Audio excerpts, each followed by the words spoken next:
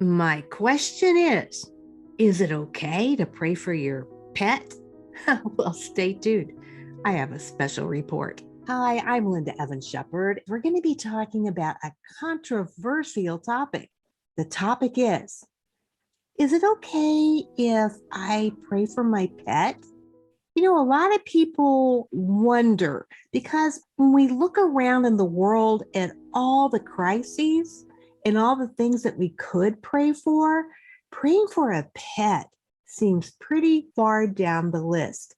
I mean, shouldn't we always just be praying for important things like world peace?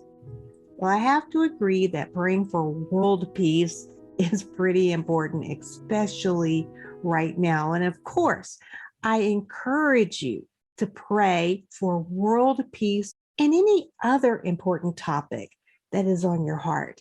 But you can't forget one thing: God even cares about your pet. I want to tell you a story about my dog, Max. My Max is a miniature Labradoodle, and he had a thing for chicken bones. Sometimes late at night, my beautiful dog would creep down the stairs and go to our bear-proof trash can, and he had figured out how he could jump on the pedal. The lid would pop up. He would grab the sack and pull it out, and he would gobble all the chicken bones in the bag. And so this went on until one day the chicken bones made Max terribly ill. And he just wouldn't get better. He couldn't keep anything down.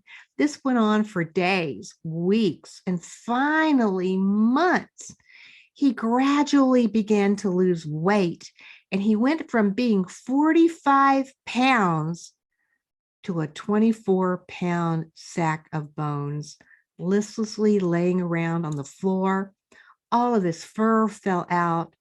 All of the hair fell off of his tail. It was a horrific situation for the poor, dear dog. And so, what do you do? Well, you know what I did. I'm the prayer lady. I prayed for my little dog, and I tried different things. I kept praying. And one day as I prayed, I got an idea. And guess what? God has the ability to give us the right idea at the right moment. I knew that my dog was probably only days away from death's door. He wasn't eating. He was just laying there, just half his size. And so I prayed one more time, Lord, what can I do to help my little dog? And just then I got an idea.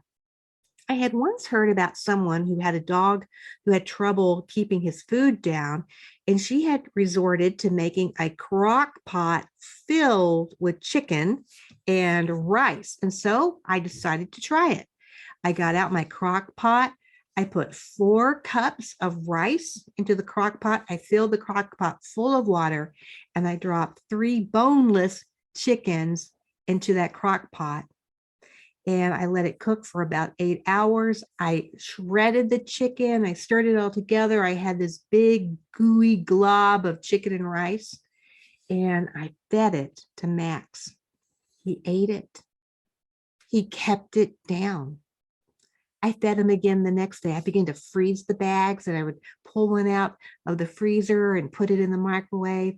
And he continued to eat the chicken and rice.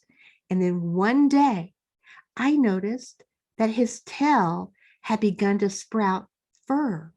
I noticed that all the bare spots on his body began to fill with black velvety fur. And I began to realize that his weight was starting to creep back up. You know what? That happened 6 years ago.